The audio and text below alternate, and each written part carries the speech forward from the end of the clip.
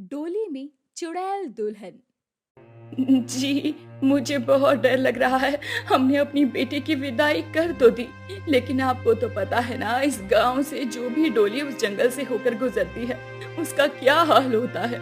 हाँ, मैं भी यही सोच रहा हूँ कि पता नहीं मेरी बेटी मधु की डोली अपने ससुराल में सही सलामत पहुँच भी पाएगी या नहीं, क्योंकि वो जंगल नई नवेली दुल्हनों के लिए एक अभिशाप सा बनता जा रहा है। सुशीला और हरिशंकर आखिर क्यों डरे हुए थे? जहां उन्हें अपनी बेटी की डोली की विदाई करते हुए खुश होना चाहिए था, वो खुशी के बजाय सहमे हुए थे। आखिर क्या था उस जंगल का राज? क्यों वो जंगल दुल्हनों के लिए एक अभिशाप सा बना हुआ था? दोस्तों, ये कहानी है काशीपुर गांव की, जहां लोग खुशहाली से रहा करते थे। लेकिन वहीं गांव से थोड़ी दूर पर एक बहुत घना जंगल था, जहां एक चुड़ैल दुल्हन का साया था।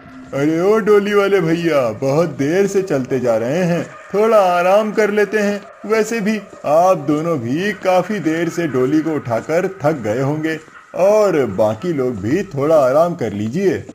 कहे तो आप सही रहे हैं, लेकिन ये बड़ा ही भयानक जंगल है। यहाँ डोली को नीचे रखना मुझे खतरे से खाली नहीं दिखता। अरे भाई, इतना भी डरने की कोई जरूरत नहीं है। आराम करो और जिसे हल्का होना है हो लो। ठीक है। लखन ये कहते हुए डोली को जमीन पर रख देता है और हल्का होने के लिए एक पेड़ की तरफ जाता है। वो अभी हल्का हो ही रहा था कि तभी एक डरावनी हंसी सभी को सुनाई देती है। अब वक्त आ गया है एक और ससुराल को तबाह करने का। चुड़ैल की इतनी डरावनी हंसी सुनकर सभी बाराती भय से घबरा जाते हैं और इधर उधर भाग रहे होते हैं। तभी मधु का दूल्हा बोलता है। कौन है? कौन है? सामने आओ। जब तेरी यही ख्वाहिश है तो ले, आ गई। ये कहते हुए वो चुड़ैल बारातियों के सामने आ जाती है।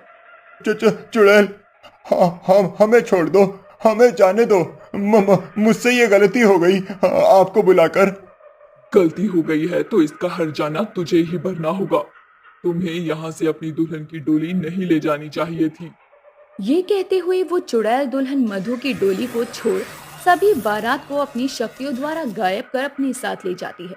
और ये सब मधु ने अपनी आंखों से देखा था, जिसके कारण उसका दिमागी संतुलन बिगड़ जाता है।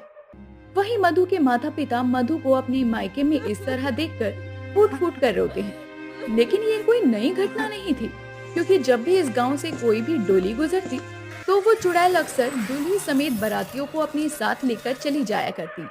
और इस घटना के कुछ समय बाद, बंसी, आखिर हम कब तक ऐसे छुप छुप कर मिलते रहेंगे? जब तक हमारी शादी नहीं हो जाती, तब तक मैं ऐसे ही अपने गांव से तुम्हारे गांव में आता रहूंगा मिलने। फिर भी मुझे यूँ छुप छुप कर मिलना बिल्कुल भी अच्छा नहीं लगता। बंसी, वैसे भी मेरे अब तुम्हारे बिना बिल्कुल भी मन नहीं लगता है। ठीक है बाबा, ठीक है। तुम बोलो तो मैं कल ही तुम्हारी डोली गाजे बाजे के साथ तुम्हारे घर ले आऊं। नहीं नहीं, बिल्कुल भी नहीं। तुम डोली का नाम भी मत लेना। राधा, आखिर क्यों? क्या हुआ? क्या छुपा रही हो तुम मुझसे? तुम्हें मेरी कसम, बताओ सच सच। ठीक है, जब तुमने अपनी कसम दे ही दी है तो मैं तुम्हें सच सच बताती हूँ। इसके बाद राधा अपने गांव काशीपुर और उस जंगल के बारे में सारी बातें बंसी को सच सच बता देती है। और अभी मेरी सहेली मधु के साथ भी कुछ ऐसा ही हुआ है। मैं तुम्हें खोना नहीं चाहती बस। लेकिन जरूरी तो नहीं ना, जो सबके साथ हो वो हमारे साथ भी हो।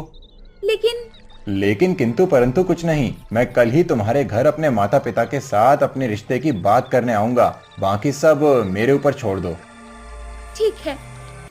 इसके बाद अगली सुबह बंसी अपने माता पिता को लेकर राधा के घर शादी की बात करने के लिए जाता है।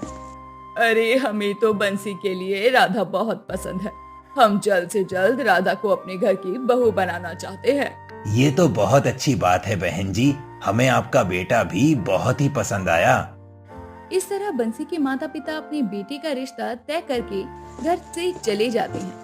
वहीं राधा की माँ गीता घबराते हुए नरेश के पास आती है। अरे, मुझे तो बहुत घबराहट हो रही है जी। आपको तो पता है ना कि क्या अनहोनी हो सकती है हमारी बेटी के साथ। इतनी शुभ घड़ी में भी खुश होने का मन नहीं कर रहा है हमारा। शुभ शुभ बोलो गीता। तुम तो जानती हो हमारे गांव में लोग रिश्ते से क्यों कतराते हैं, और बड़ी मुश्किल से एक अच्छा रिश्ता हमें मिला है। बस ऊपर वाले से प्रार्थना करो कि हमारी बच्ची का रिश्ता सही से हो जाए। ऐसे ही कुछ दिन बीत जाते हैं और अब शादी का समय आ जाता है, जहां बंसी ढोल बाजे के साथ अपनी बारात उस जंगल से लेकर गुजर रहा होता है। बजाओ बजाओ, आज सबको पता चलना चाहिए कि आज बंसी की शादी होने वाली है। वहीं चुड़ैल पेड़ पर बैठी हंसते हुए बोलती है। एक और ससुराल में दुल्हन जाने वाली है। खैर, इन्हें अभी कुछ नहीं करूंगी जब तक ये दुल्हन को अपने साथ डोली में नहीं ले आते। जिसके कुछ समय बाद ही बंसी बारात लेकर राधा के घर पहुंचता है, जहां राधा और बंसी की शादी हो जाती है और अब राधा की विदाई हो रही होती है। बेटी तुम अपना ख्याल रखना। माँ मुझे बहुत डर लग रहा है, कहीं बाकियों की तरह। नहीं मेरी बेटी, ऐसा कुछ नहीं होगा। दामाद जी, सभी बाराती और डोली उठाने वालों को भी जंगल के बीच में रुकने मत दीजिएगा। पिताजी, आप निश्चिंत रहिए, कुछ नहीं होगा, और अब हम यहाँ से सीधे घर जाकर ही रुकेंगे। जिसके बाद पूरी बारात जाने लगती है और जैसे ही वो जंगल में पहुंचती है, वहाँ बहुत ही डरावनी चुड़ैल के हंसने की आवाज आती है। किसी का ससुराल नहीं बचेगा, मैं सबको मार दूंगी। सुनो बारातियों, कोई भी यहाँ नहीं रुकेगा, सब आगे चलते रहो। सभी बाराती अब चुपचाप से आगे बढ़ रहे थे कि तभी बारातियों के आगे चुड़ैल आकर खड़ी हो जाती है। कोई नहीं बचेगा, मैं हर एक दुल्हन के ससुराल वालों को अपने साथ ले जाकर मार दूंगी। ये कहते हुए चुड़ैल बंसी की तरफ बढ़ने लगती है। तभी वहाँ पर एक अघोरी चलते हुए बंसी के आगे आकर खड़ा हो जाता है। रुक जा चुड़ैल, रुक जा। अगर तू अपना विनाश नहीं चाहती तो यहीं से लौट जा, अभी भी तेरे पास मौका है जाने का। अब तू बचाएगा इन बारातियों को, इस दुल्हन के ससुराल वालों को। चला जा अघोरी, और मेरे कार्यों में विघ्न मत डाल, नहीं तो मैं तुझे जिंदा नहीं छोड़ूंगी। देख चुड़ैल, ये मासूम हैं, इन्हें जाने दे। बता तेरे साथ क्या हुआ था, आखिर क्यों तू इन बारातियों की जान ले रही है? मैं तुझे कुछ भी नहीं बताऊंगी, चल हट जा मेरे रास्ते से। लगता है तू ऐसे नहीं मानेगी, रुक मैं तुझे अभी बताता हूँ। ये कहकर अघोरी उस चुड़ैल के ऊपर भभूत फेंकता है, जिसके कारण वो तड़पने लगती है और बोलती है। बताती हूँ, मैं सब बताती हूँ। मेरा नाम कनिका है। मेरी आज से 3 साल पहले शादी हुई थी। मेरे माँ पिताजी बहुत गरीब थे, फिर भी उन्होंने जैसे तैसे करके मेरी शादी करवाई और दहेज भी दिया।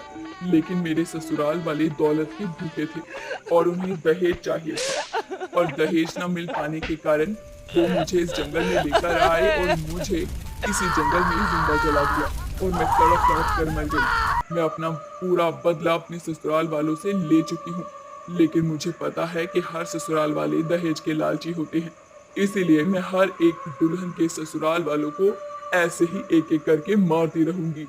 देख चुड़ैल, मैंने माना कि तेरे साथ बहुत बुरा हुआ है, लेकिन याद रख कि हर इंसान एक जैसा नहीं होता, और तूने इस तरह एक एक करके पता नहीं कितनी ही लड़कियों की जिंदगी बर्बाद कर दी, और तू अभी भी एक जिंदगी बर्बाद करने जा रही थी।